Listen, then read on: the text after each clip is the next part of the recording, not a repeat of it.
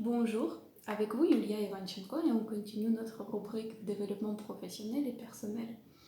Et aujourd'hui j'aimerais bien rentrer dans le sujet du management et voir avec vous ce petit morceau, c'est le management de la communication avec les collaborateurs. Et surtout, c'est les problématiques potentielles, les conséquences, les solutions et les bénéfices. Mais avant de rentrer dans le sujet, je vous propose d'imaginer deux niveaux.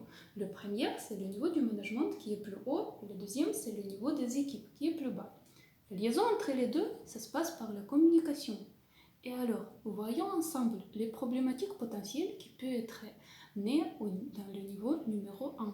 Voyons les trois. La première, c'est le manque d'informations sur les valeurs et potentiels des gens. La deuxième, demander des points de vue sur les décisions qui sont déjà prises. Et la troisième, c'est le manque de la reconnaissance. Comme vous pouvez bien imaginer, les conséquences de ces problématiques vont descendre dans le niveau numéro 2. Ça veut dire que sur les équipes. Voyons deux premières conséquences, c'est la frustration et la baisse du progrès et d'avancement. À votre avis, pourquoi ça peut arriver? Oui, parce que il y a une problématique potentielle numéro 1, c'est quand il y a le manque d'informations sur les valeurs et le potentiel de la personne. Ça veut dire que les gens dans l'équipe reçoivent le travail qui ne correspond pas à leur profil, ou ils ne peuvent pas utiliser toutes ces valeurs, et ce qui ne leur permet pas d'ouvrir leur potentiel. Finalement, ça crée la frustration et ils n'avancent pas trop. Deuxième conséquence, c'est désespérance, la baisse de la créativité. Pourquoi ça arrive? Parce que c'est quand on demande à l'équipe leur point de vue sur les décisions qui sont déjà prises. C'est-à-dire quoi? Que tout ce que l'équipe va proposer, quelles idées ils vont créer, quelles solutions vont être mises en proposition, ce ne sera jamais accepté parce que la décision est déjà prise. Et du coup, les gens vont se sentir ni entendus, ni écoutés pour les prochaines fois. Ils ne vont pas faire ni proposition, ni même réfléchir. Les deux troisièmes conséquences, c'est la baisse de la motivation et aussi la baisse de le leadership. D'abord, baisse de la motivation.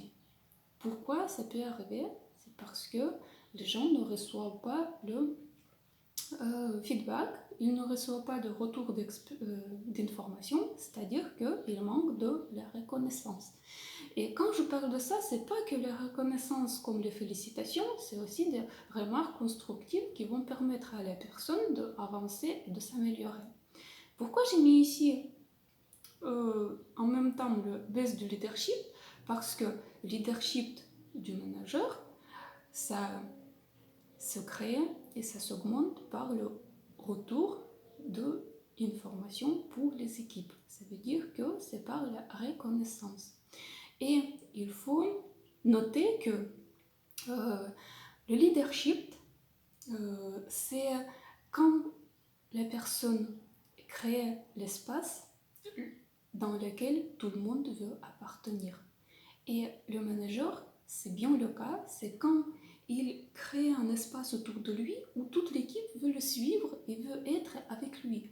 Et tout ça, il y a un élément, c'est grâce à la reconnaissance des gens, quand on leur connaît très bien, quand on leur donne le retour d'information, quand on leur donne le feedback, et comme ça, ça commence à créer une confiance et fidélité. Mais malgré tout, on a des solutions. La solution numéro 1, c'est l'analyser. La solution numéro 2, c'est se remettre en question. Et la solution numéro 3, c'est application et le travail. C'est-à-dire que quand il y a l'analyse, quand il y a la remise en question, et après quand il y a l'application, ça permet d'éviter les problématiques qui peuvent être nées et créées au niveau numéro 1 et qui vont permettre d'obtenir des meilleurs résultats dans le niveau numéro 2, donc dans les équipes. Et bien évidemment, les bénéfices de tout ça, c'est que au niveau du management, ça va permettre de grandir encore plus le professionnalisme et au niveau des équipes, le manager va faire grandir son équipe qui vont obtenir les meilleurs résultats. Parce que les équipes, c'est les ressources et c'est grâce à ces ressources que les entreprises obtiennent leurs résultats. Merci.